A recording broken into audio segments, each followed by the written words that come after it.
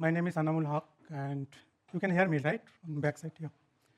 So I'm working as a postdoctoral fellow under Professor Bryce at KIT. And you can see that this topic is luminescent core shell nanocrystals, how we prepare them, then where we can use these nanocrystals, and how to characterize them. So this is the brief outline of today's talk.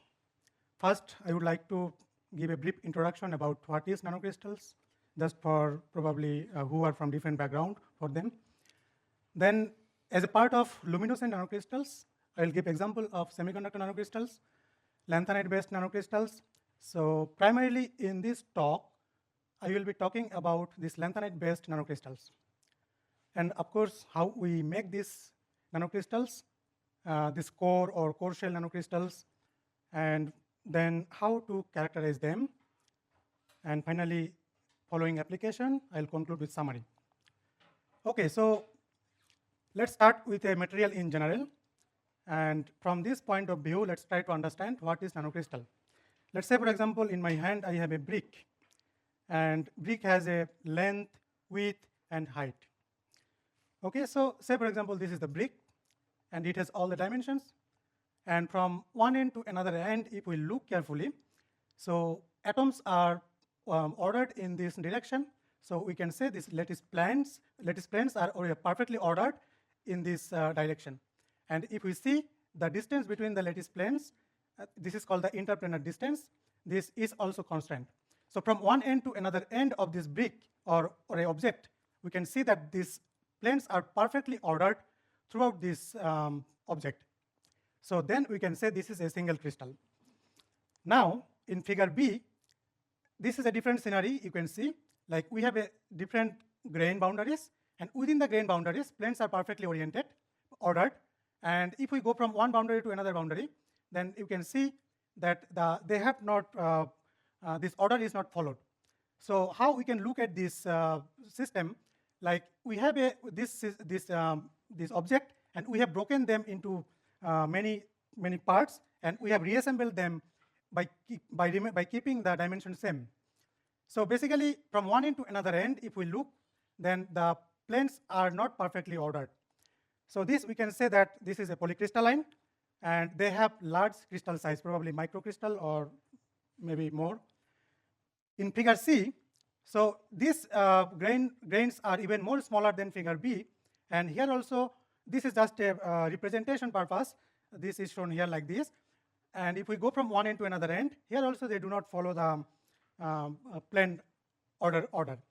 So they are actually even more smaller than this. So we say these are also polycrystalline, but small crystal size. At some point in figure D, they are so small that we cannot tell that by eye or from the optical microscope that these are microcrystal or big crystal. They cannot be seen in the optical microscope. So these are also polycrystalline, but they are very, very, very small. So in that case, when they are between 1 nanometer to 100 nanometer, and with at least one dimension, then we say that these are nanocrystals. Now coming to one very common example of one type of luminescent nanocrystal, which is semiconductor nanocrystal. I think most of us know that recently people got Nobel Prize based on these semiconductor nanocrystals. So here, for semiconductor, what happens, we have conduction band and valence band. When we shine light, electron get excited to the excited state, and they form exciton. And this distance is called the Bohr excitonic radius. And this is called, when they have this, the particle size is smaller or less than equal to the Bohr excitonic radius, then we say that they have quantum confinement effect. So with this, when we increase the particle size, the band gap becomes narrow. And as a result, if you see here on the bottom, with increasing size, how the emission is changing from blue light to orange light emission. And this, not only for cadmium selenide, also for perovskite, also the same thing. So cadmium selenide, perovskite, these are the common example of this kind of luminescent semiconductor nanocrystals. And these are extensively used in the displays and also the solar cells. Now moving to another different topic, which is another category of luminescent nanocrystal called lanthanide-based nanocrystals. If you look into the periodic table, so these lanthanide ions actually they belong here in this periodic table. From lanthanum to lutetium, all these ions are having trivalent, they are trivalent ions, and they have very exciting optical properties. To explore these optical properties, one need to dope these lanthanide ions into a host matrix. And when we dope these lanthanide ions in the host matrix, and by exciting by NIR light, we can get either visible light emission or one can get NIR light emission. So when by exciting this NIR light, if we get visible light emission, then we can say that these are upconversion nanocrystals. And if we get emission higher than the wavelength of this excitation, then we say they are like downconversion or downshifting nanocrystals. So in this case, I must mention that like semiconductor nanocrystals, they do not have quantum confinement effect, so they are completely different. And in case of lanthanides, the strong Coulomb interaction and spin-orbit coupling actually results like ladder-like energy level splitting. And if we look into the different lanthanide ions, so by choosing different lanthanide ions, one can have different emission color. Sorry, can you go back to when you spoke about spin coupling? Yeah. You mean inside the atom or between different ions? Inside the atoms. Okay. Yes. Okay. Yeah. This was just to explain the structure. Yeah. So now I would like to discuss about how actually this emission works, because it's a very complex system. So in this case, I have chosen one example, most common example of erbium and ytterbium pair. So here ytterbium acts as a sensitizer and erbium acts as an activator. When we excite by NIR light, probably 980 nanometer wavelength, and then electron get excited, and then energy transfer takes place to the erbium ion, and when the energy transfer happens, then electron get populated in the excited state, and further energy transfer from the neighboring ytterbium ion, the electron can be populated in the highest excited state, and then there will be short non-radiative relaxation to the nearby lower excited state, and then they can come back to the ground state, giving these emissions. So this is not straightforward. So here we have very complex system, and this is one example of the photo when I have copied from this paper. So here they are exciting with 980 nanometer laser. They have combination of ytterbium and thulium. They can get blue light emission, and ytterbium-erbium combination is giving green light emission. Okay, now coming to more details of this, how to choose a host matrix for doping these lanthanide ions. So here in the literature we have all these different type of mostly used host matrix. In this particular presentation, I have chosen sodium yttrium fluoride as a host matrix to dope the lanthanide ions. So it has this sodium yttrium fluoride has the low phonon energy, so it can minimize the non-radiative multiphonon relaxation. Also, this ytterbium has +3 charge, so one can easily replace this yttrium by other lanthanide ions. But there are many challenges. They have the lanthanide ions have very low absorption, and also because of the complex energy levels, it may result non-radiative relaxation, and also the concentration quenching is a big problem probably when we are talking about the nanocrystals in the solutions. So when we have the high concentration of these lanthanide ions, then what happens? This is a model you can consider here. Here we have a low concentration of lanthanide ion doped, and in this case we have high concentration of lanthanide ion doped. So in case of low concentration, we can see that energy transfer does not happen from one ion to another ion. But in other case, when the lanthanide ions are rich, we can see the energy transfer can take place from one ion to another ion. And this can be explained from this decay graph here. With increasing 1% to 100% of erbium ion, we can see that the decay rate is decreasing. I mean, the decay becomes more faster.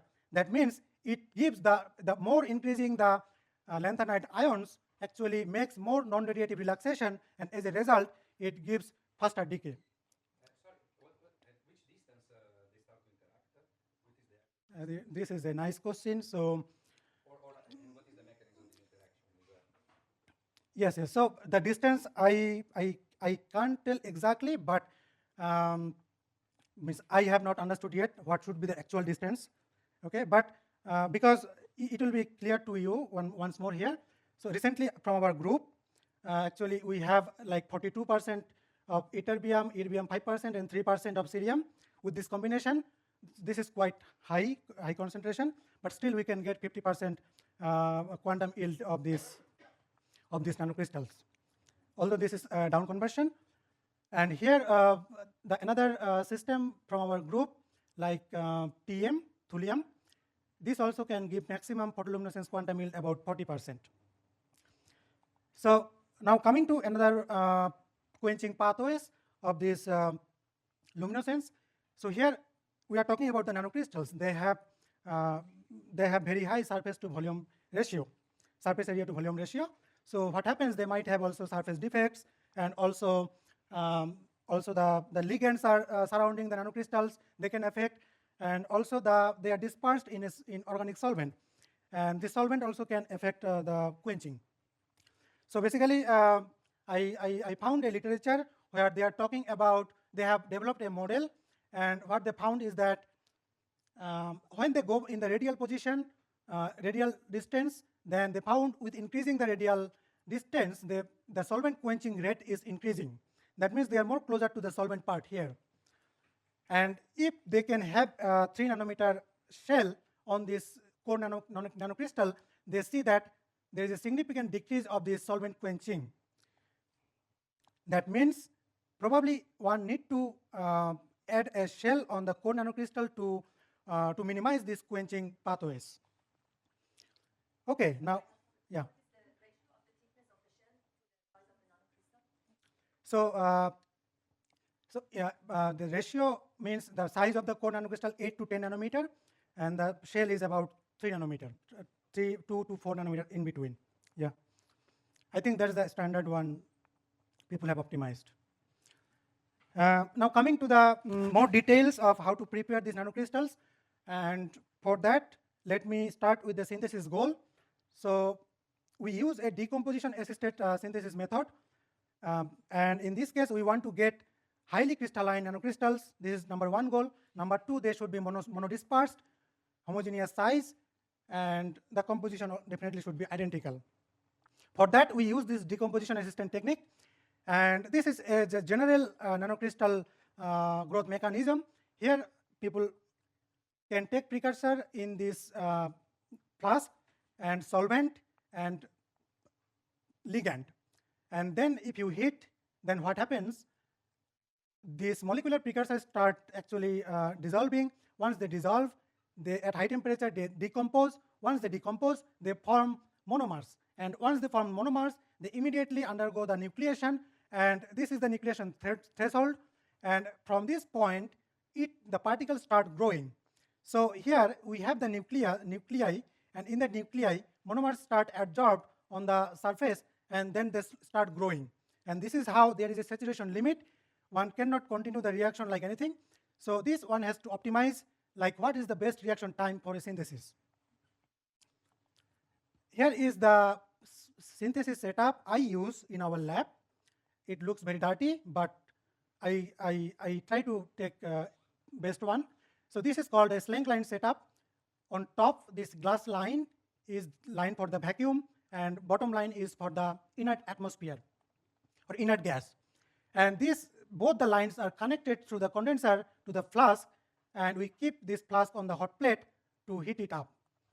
And when so basically to start the synthesis, we take the required precursor. So in this case, I want to prepare 1% ND-dope NaOyF4 nanocrystals. So I have taken sodium trifluoroacetate, yttrium trifluoroacetate, and neodymium trifluoroacetate. And as a solvent, I have taken octadecene, which is non-coordinating high boiling solvent. Oleilamine is also help to dissolve these starting precursors, and oleic acid actually acts as a ligands, which are bind to the nanocrystal surface. When we heat them to 280 to 330 degrees Celsius, in my case, I have used 300 degrees Celsius for synthesize these nanocrystals. Then after the synthesis, what we get,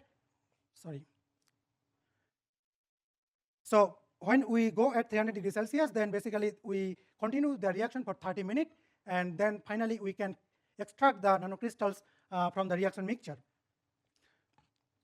Now there are some challenges. So challenges means one can have a different synthesis technique, but why we are not using different synthesis technique? Because one thing is that the nanocrystals should have very good crystallinity. And as we know that if we go for high temperature, they always give the better crystallinity. So therefore, we choose one of the reasons like thermal decomposition compared to other techniques, like where we can grow these nanocrystals at 280 to 330 degrees Celsius. Along with that, the more important thing is that in this technique, we can get very precise control over size and shape.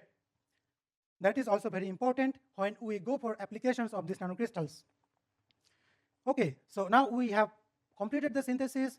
Now there are several steps I will not discuss here because of the time. So after synthesis, we go for the purification of these nanocrystals, and the final nanocrystals are dispersed in like nonpolar solvent like toluene or hexane. And if we collect the transmission electron microscopy image, we see that how beautiful spherical nanoparticle we have got. They are about 8 nanometer, 7 to 8 nanometer, one can say.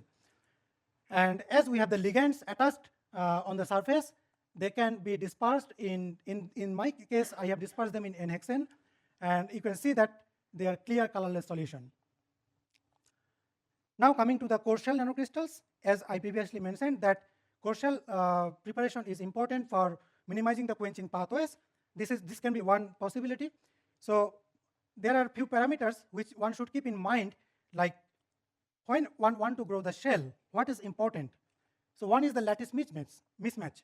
So if we want to grow a homogeneous core shell or heterogeneous core shell, doesn't matter, but one should have very nearly equal, very less lattice mismatch. The less lattice mismatch, you will get more probability of having shell. Another thing is that the similar lattice crystal structure, because the crystal symmetry is also another important parameter. If you have a different crystal structure, you might be failed when you are doing the reaction to get the shell. So here, this is one example of from the transmission electron microscopy image. But before that, I must say the synthesis procedure is very similar, like the core material. So here we take the core nanocrystal in the flask, and then we take solvent and ligand, and also we take in this case, I have prepared calcium fluoride as a shell material. So I have taken calcium trifluoroacetate as a precursor. And we heat them to 300 degrees Celsius for 45 minutes, and we see that beautiful core shell nanocrystals. These cores are identified, marked by orange circles, and this shell has about 3 nanometer thick, and we can disperse them in N-hexane again, and we see a very clear transparent solution. But what is the different composition of the shell and the core? So the core is sodium yttrium fluoride, and shell is calcium fluoride. Okay. Yeah. Both can be doped with lanthanide, right? Both in this case, we are doping only the core material. The Some papers by Bryce, actually. So yes. Okay, now coming to the characterization part. So once we have seen from the transmission electron microscopy that, okay, we have the nanocrystals. Now, what are these nanocrystals? We don't know yet. For that, we collect X-ray diffraction that tells us what is the composition and what is the crystal structure. So here, if we compare the core nanocrystal, which is, as I mentioned, it is 1% ND sample, and we compare to the standard cubic phase of sodium yttrium fluoride, they are matching. That indicates that the synthesized nanocrystals are formed in cubic phase of this composition. Now, when we make the shell, so let's give an example of thin shell.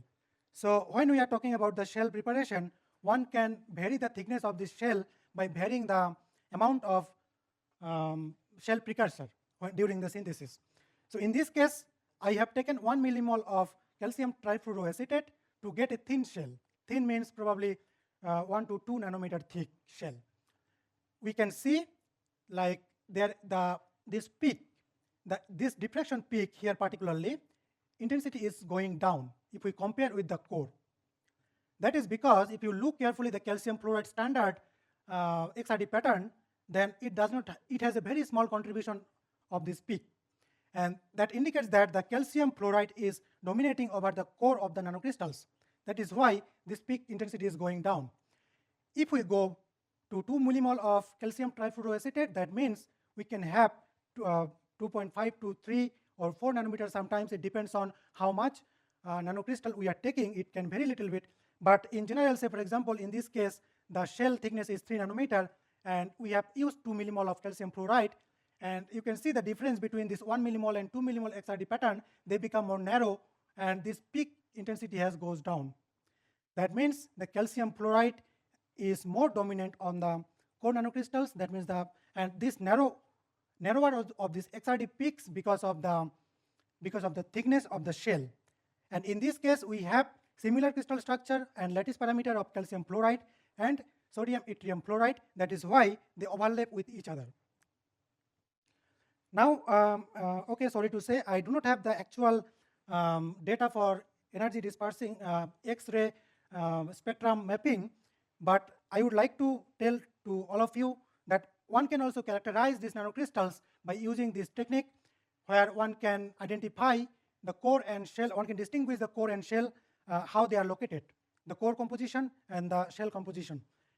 We can clearly see here the calcium fluoride is positioned on the shell, therefore it should not present on the core, and exactly we see that the shell, the outer part is primarily the calcium, and we have yttrium inside the core, and this is actually a very useful technique if one want to determine the elemental composition. So basically the transmission electron, the electron beam falls on the sample, and then it emits the X-ray emission, and this X-ray emission has a different energy for each and every element, and from there we can calculate what is the elemental contribution in this composition from these nanocrystals. Now coming to the optical characterization of these samples, 1% ND sample. I have all the data here for 1% ND sample. So first we collect the absorption spectrum. So absorption spectrum is basically we want to know what is the best wavelength this material is absorbing the light. So here we have collected absorption spectrum, and we see probably this is one of the choice where we can excite the light to get the emission of this material. Sorry, this is the absorption of the nanocrystal dot with 1% ND. Okay, this is with Actually, the absorption is only due to the neodymium. Yeah, that was my question. yes. So you're not seeing, Is undistinguishable you're not from seeing the host. neodymium alone, basically. No. Okay, it's the same of that neodymium. Yes. And then if we excite this nanocrystal we have available 808 nanometer laser, and with that we get emission around 1060 nanometer wavelength. Now if we look into the energy level diagram, so what happens, this is the ground state of ND3 plus, and this is the excited state, highest excited state. So when we shine this 808 nanometer, so in this I have taken from the literature, so there they have excited with 803 nanometer laser, and this electron is excited to the highest excited state, and they have the fast non-radiative decay. They come back to the nearby excited state, and then by radiative relaxation they can give this emission. So in this case 1060 nanometer emission comes from this transition. One can also collect, if we can, I must mention that we have very low absorption. We should note it down, because if you look into the scale along y-axis, they have 0.006 unit, and it is really very low for this 1% ND dope sample. And so sometimes if we don't get the good absorption spectrum, one can go back to the excitation spectrum. And what is excitation spectrum? So here basically one can fix the emission wavelength where we have 1060 nanometer, and we want to know that what is the best excitation wavelength can give the best emission intensity. And here we see that the similar behavior like absorption spectrum, and here again we have all the peaks like absorption spectrum, so they follow the similar behavior. And we can also collect the decay curve just to understand what is the lifetime of the excited electron which can stay in the excited state. So in this case, particularly in this sample, we found their mono-exponential decay function. They can be fitted, and the lifetime we calculated about 0.79 millisecond. this is long lifetime. This is what we expect in these lanthanide doped lanthanide ions. This is much higher than 200 microns. So as you mentioned, like they have very low absorption. So one can think about like dye sensitization to absorb more light. So I'll talk about this dye sensitization of these nanocrystals. So first, for the dye sensitization, how one can attach the dye to the nanocrystals, that I will explain.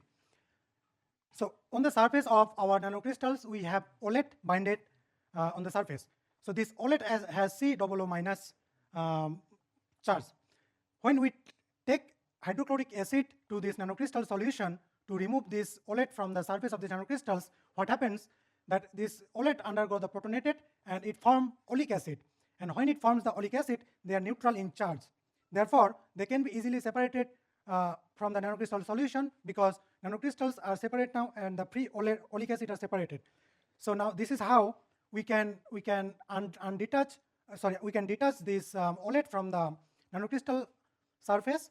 And once we have separated this oleic acid from the nanocrystal, we can add some dye solution, and upon stirring for some time, one can attach these dyes to the nanocrystal surface. This is a recent publication from our group, where they have shown for a ytterbium and erbium combination, lanthanide combination, like when they have oleic acid capped nanocrystal, you can see the zoomed graph, like how bad the emission intensity is. Now, when they have they have used the dye sensitization of these nanocrystals, then you can see that the luminescent intensity has increased. So I'm not going to the details of this which dye is what here. Now the few important things I should mention, like we can see that few dyes are perfectly attached to the surface of the nanocrystals, few are far away from the surface of the nanocrystals. So this is actually a very important thing one should know, like weaker binding to the surface of these dyes, and also the greater distance between this dye molecule and the surface of these nanocrystals can cause low luminescence. And also when we are selecting a dye, then What does it mean, OA capture? oleic acid Okay, so without the dyes, it means. without dye. Okay, very good. Without That's dye. the reference, yeah. Yes. The pure nanocrystal. Pure nanocrystal. Yes. So also one can select a dye like which has the spectral match between the emission of the dye and the absorption of the lanthanide ions. That also can give enhanced luminescence. If they match, you say. Yes, yes. So in this particular paper, they have chosen cyanine dyes, which are having broad absorption band and also the high absorption cross section that are actually strong photon absorber. And if someone is interested about the numbers, we can always discuss like what can be the how many dyes can be attached to the nanocrystals at what conditions. So we can discuss further. Now the energy transfer mechanism is like when we have a dye, we can excite them based on the dye excitation energy. I mean the excitation wavelength. We can excite them to the singlet state, and the energy can be transferred either via singlet state or both the triplet state to the ytterbium ions. And as I said, like dye has the broad absorption band and they can absorb more light. So definitely it will help to transfer more energy to the lanthanide ions, and as a result one can expect high photoluminescence, high quantum yield. So okay, so I would like to finish soon my presentation. So this, as we have seen in previous slides, it has to excite, this lanthanide ions has to excite with NIR light. So for the human tissue, this is the best optical window, the NIR light, which can penetrate into the human body. And along with that, these lanthanide ions are having very good optical properties in various ranges. So one can use these materials for multi-purpose biomedical application. So I am not very expert in these things. So, but I have just collected one example from the literature where they have shown a very good schematic diagram, like treatment or some bioimaging or something like surgical dissection. This kind of application one can definitely do. And I think here people are more interested in solar laser. So definitely one can also use this for the solar laser. So in summary, we have seen like using different lanthanide ions, one can have different emission, different wavelength emission, and that can be used for some desired, means you are based on your choice of application. Then also we learned the synthesis parameter like temperature, time, ligands. These are very important parameter to get the homogeneous nanocrystals. Then definitely shelling of these nanocrystals is important just to protect them from the quenching pathways. And dye sensitization can be one good pathway to enhance the absorption of these lanthanide ions. As I said, like 1% ND dope sample has very low absorption. So with this, thank you for your attention. If you have any questions,